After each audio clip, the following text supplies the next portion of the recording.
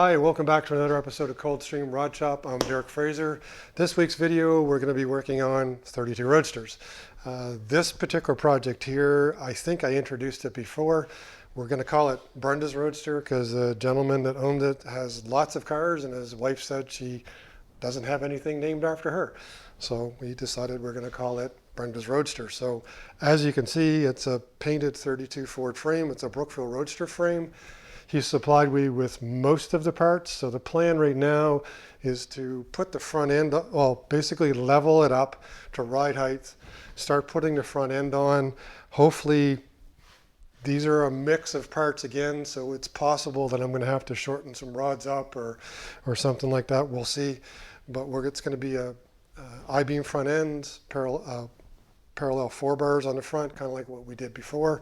And then we're going to go get some more parts and do the rear end on it. But for this week, I guess the plan, I want to get the front end together, kind of get this leveled up to where it would be at ride height and then start working along.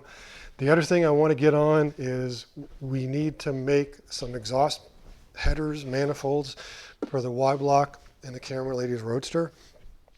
What we had before, I had some ram horns that were pretty rare, could have used those, but unfortunately, since we're going to use a hood, they would actually stick out too far. Then I had some passenger car exhaust manifolds, and again, same problem. And then one of the thoughts were to buy this flange and then potentially take Chevy small block headers here, cut them off and weld them in, but that also is not going to work. So what conclusion I've come up with is that I'm going to have to make some headers. So between using these pipes off of the Chevy small block headers that I got for a really good price, plus ordering a whole bunch of bits and pieces here off of Amazon, my plan is to basically make a set of exhaust manifolds that come down here and they dump in this way, and then do the same thing on the other side. The style I'm going to go after is like a tri-Y style. So basically 2 ports go into one, and then those 2 ports go into a 2-inch exhaust pipe. The engine we're going to have into this is a 272 Y block. It's not modified or anything, so it's not like we need 2.5-inch or 3-inch exhaust pipes onto it. So between working on the front end and Brenda's Roadster frame and this exhaust, I think that's probably going to take most of the week. Well, today I've got to do a little bit of housekeeping stuff before I get on to the Roadster work. Either working on the Brenda's Roadster with the front suspension, or working on the Camera Ladies exhaust, or working on some of the international Roadster stuff. But one of the things is that when we sold the sedan body for the customer, the chassis was left behind. So right now I'm going to take that chassis apart, take a few pieces off, which are ultimately going to go onto the international Roadster, and then a few other pieces are going to get sold. So I will step you through some of the stuff over here, or show you what we got to do today and what's going on. So far I've jacked up the 32 frame. I've got the Halibrand rear end out. One of the things is that there was a Model T spring attached to the Halibrand rear end, which was too narrow for the shackles. That had to come off. This Halibrand rear end is going to go into the back of the International Roadster. Not necessarily this week, but I kind of have to get it out of the way. And then over there is a Model A spring, which is wider, which ultimately has to go into attached to the Halibrand rear end, which will fit into the International Roadster frame over there. The difference being is that the width of the actual spring is different. It's narrower on the Model T spring, and then wide enough to fit on the shackles there that are on the rear end. The other thing is that the front end has to come apart. It looks rusted, but it's a brand new Super Bell axle. I think that's going to get sold off, as well as those bat wings, and then these hairpins I think are going to get sold off too, because ultimately they're not needed. We have over here I think it's a 5-inch dropped axle that's going to go on the International Roadster, as well as a bunch of split wishbones. Not sure which split wishbones. I think the gray ones there are the ones we're going to use on the International Roadster. And then for the rear, I'm not sure yet whether we're doing ladder bars, which are right there, or if we're going to use split wishbones in the rear, but I'll find it and we'll let you know in an upcoming episode. But for now, I am going to continue stripping the front end. The wheels that are on the sedan are going to be going on the International Roadster. Those front brakes will ultimately, but the frame I'm going to get out of the way, and then I'm going to ultimately tip it up and put it over against the wall there for the time being. That way it frees up this bay for more other work. Well, I think mission accomplished for today. Didn't need as much done as I wanted to, but we've got the frame all taken apart, stacked up against the wall over there. The pickup truck now is moved forward. One of the things that we have to do is we've got to take the front fenders off, the running boards off, and repaint those. Last year when we broke the front axle, one thing that happened was that the front wheels nicked the inside of the fenders and put little cracks on the inside. So didn't get a chance earlier this year to fix those, but they've got to come off in the next week or two. We'll get those repainted. And the bed liner there that I sprayed onto the running boards, it's not good. It didn't adhere. So we're going to strip those off and probably go to one of the bed liner places and get professionally coated. Over there you can see the Halibrand is just kind of pushed away for now, along with the Devco wheels. And then we've got the front drum brakes sitting on the bottom shelf and a bunch of stuff lined up against the wall. Also made room for the ATV and plow, which we don't need yet, but winter's coming, so kind of have to get that shuffled in place. So right now, I guess, you know, it's a success. Made some room, got a little bit of space left into the garage again, and we're back off working on the Roadsters here shortly. Today I'm going to start working on the other 32 Roadster chassis, which we're calling Brendas Roadster. To start things off with, I basically set up the frame at the same ride height as what our 32 Roadster is at. That's kind of his target stance. So basically setting the frame horns the same distance off the floor and the back ones off the floor. That way, when I assemble the front end, I'm going to assemble it with just one leaf spring so that I can get the lengths of the 4 bars correct. Then I'm going to drop it, put all the springs in, and then I'll know then, like I'll have the right length of 4 bars. I'll have the angle set, the axle set at the right angle, and then I'll know that the front end is good. Once I get the rear end in, we're going to kind of do the same thing. We'll basically set up the front end at the same angle and the rear end. That way we've got the pinion angle set kind of like what we did before. But for today, this in theory should be just an assembly job, but we're dealing with a Brookfield Roadster chassis, which I'm not sure is set up with this, if it's set up for the Speedway 4 bars, but I'm going to find out pretty soon here. Over on the bench, I have the front axle. It is a Speedway 4 axle, Speedway dropped I-beam axle. I think it's a cast axle, not sure. Haven't used one of these before. And then we've got the spindles here and the spindle arms, some kingpins and bushings and whatnot. So I'm going to go through the process of putting the spindles in, getting the hubs on, and then the bat wings over here. I had to put another touch-up coat of paint. I've got the bat wings all painted up in the spindle perches and the lower shock mounts. We'll take that all apart, strip the tape off of it, and get along here in a few minutes with the assembly work. So we got the spindles on so far. One of the things I pressed these spacers on, they come from Speedway, basically put it over in the hydraulic press and push it onto the spindle. I've tried heating them up and beating them on. It kind of works too, but hydraulic press is probably the quickest way to do it. The spindles themselves and the kingpins went in relatively well. Took quite a few shims inserted up here. Speedway axle probably isn't the highest quality, like a Super Bell or something like that. But I always keep the extra shims from all the different times I've made it. So this time I had to dig into the plastic bag and pick a couple extra shims out in order to get the 5 thou gap that you need. So essentially it's, you basically shim in here until there's, well, basically until you can't get a 5 thou shim stuck inside of it again. That's essentially what you do. And then, you know, the thrust bearing, or whatever you want to call it, is on the bottom here. Basically packed everything full of grease, put grease on both the nipples, and everything's all nice and tight. The upper bolts here, they've got clinch nuts on them, and then the lower bolts here that hold the steering arms on, I always put the red Loctite onto it and then torque them down.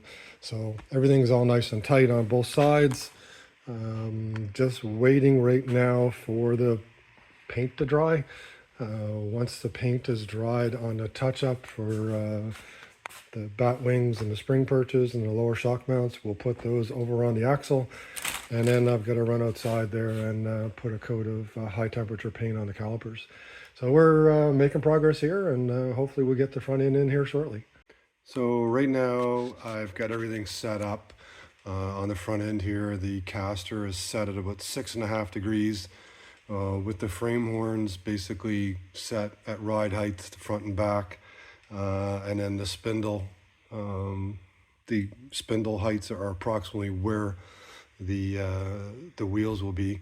So one thing I had to do, because like I said, this is a Brookfield Roadster chassis, which was probably set up for their 4 bars, and they were Speedway 4 bars here. So ultimately, after I played around with it and that, I had to take 1/2 inch out of each one of the rods, so that I've got about 2 to 3 turns on the rod ends right now. The bottom one I think has got 2, the top one's got 3 onto it, so there still is a little bit of adjustment there.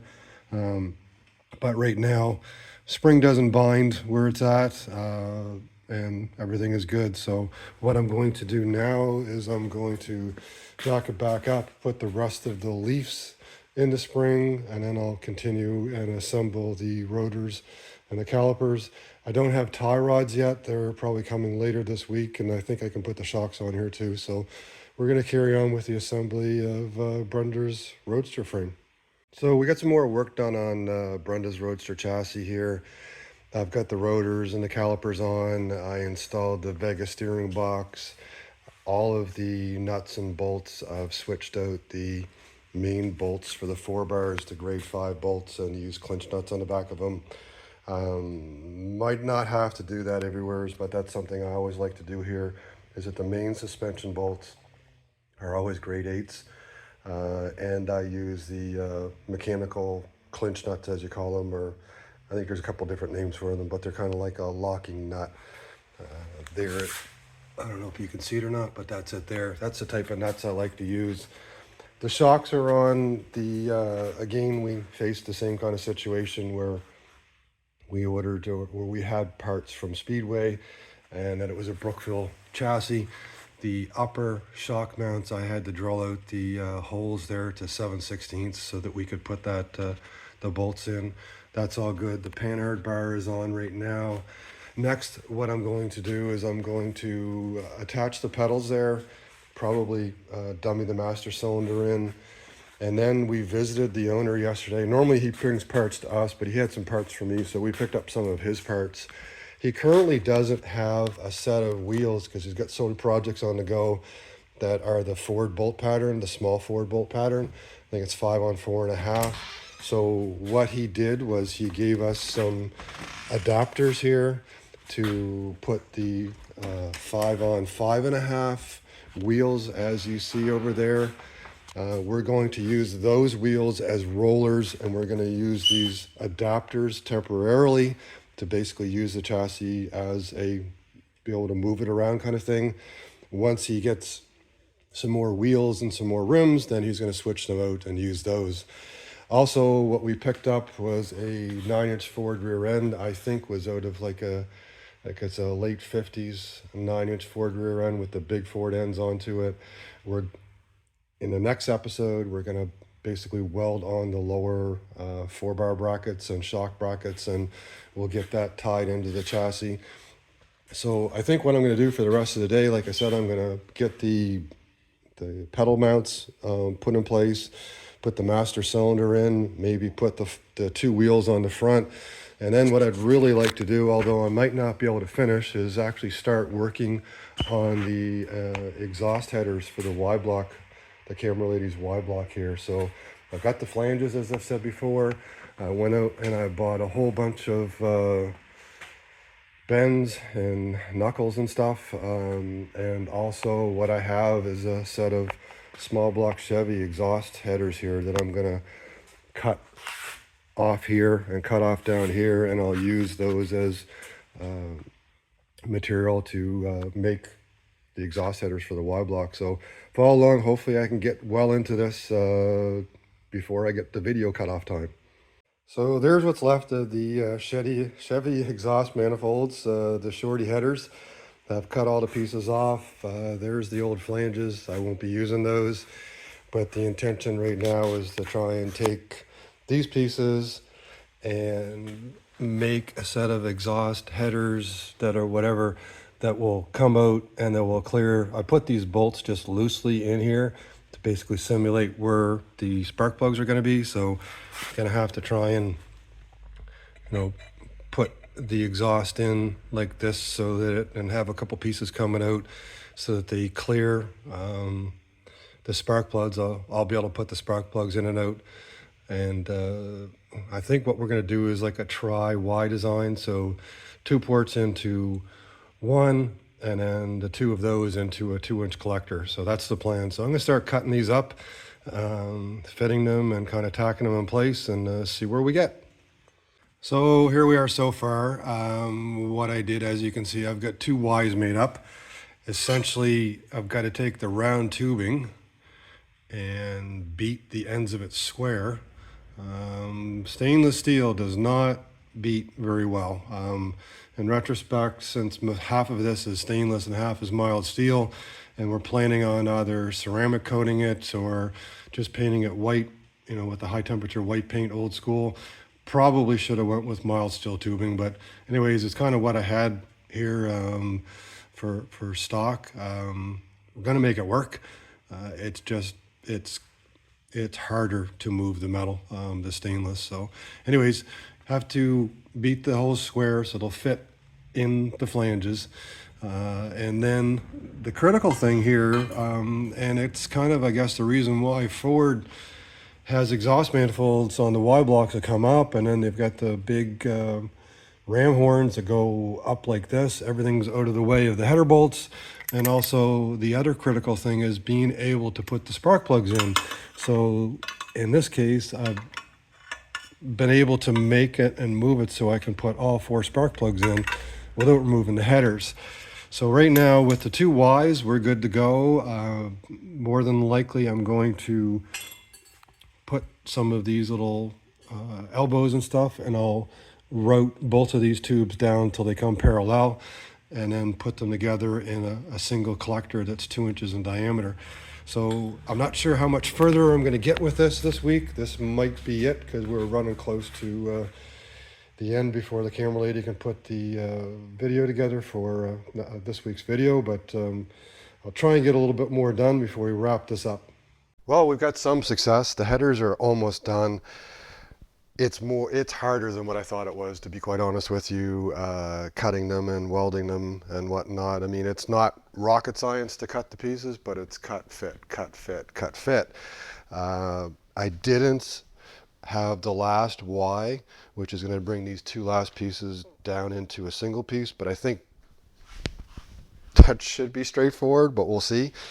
The hardest part was what I've done so far, and this is the hardest side to work on. So right now what we have is the header will fit like that. So right now, I don't know if you can see it or not, it clears the engine mount, it clears the steering. I just have to go down and make a collector at the bottom that basically turns at about a right angle and heads straight back. So I'm quite happy with it. And then even with, like I said, one of the issues with putting headers or exhaust on a Y block, as I've discovered, is that the spark plugs and the bolts are in the way. So even one of these bolts, I had to ever so slightly chamfer the hole. I also took this down into my wood shop. I've got a big surface sander, basically after I welded everything on the inside here, and I basically put it on the surface sander just to make sure that everything's flat, and actually quite happy. I've used that surface sander to flatten some exhaust manifolds before, so I know that it's flat. But we're good. We're good on this. So, success on this side. We'll carry on with that next week. We'll get the rest of it done. Like I said before, one of the things that we're doing is that we're trying to kind of get like a 1950s, 1960s header look. We're not going for that LS kind of everybody's TIG welding all these tiny little pieces together with these perfect little kind of welds. Next to the camber lady there, I'm going to grab it. What I have, this is a period exhaust manifold or an exhaust header that's for a Cadillac. So it's this is the kind of look that we're going for. Obviously not this V-shaped. We're kind of doing like the 65 forward tri-Y style, so that still would be kind of suitable for what we're going after. And the intention is to either paint these with super high temperature white paint or get them ceramic coated, one of the two. So that's the plan. We're going to keep going with that. So this week, most of what we did, we worked on Brendas Roadster. We put the front end onto it. We actually went and got some more parts for next week that we're going to work on. And then we've got a good head start on the headers for the camera lady's Y block and her 32 Roadster. So that's it for this week. Not a normal week still. We're still kind of recovering from the COVID, so we're only running at like 80%, but we're plowing through it. We've got lots more to go next week. More than likely next week is going to be a little of this and a little of that, because basically we're working on 3 Roadsters. So whatever we can work on, we'll work on. But again, that's it for this week. Please like, share, tag, and subscribe. Send me your comments, and I hope you have a great week. Take care.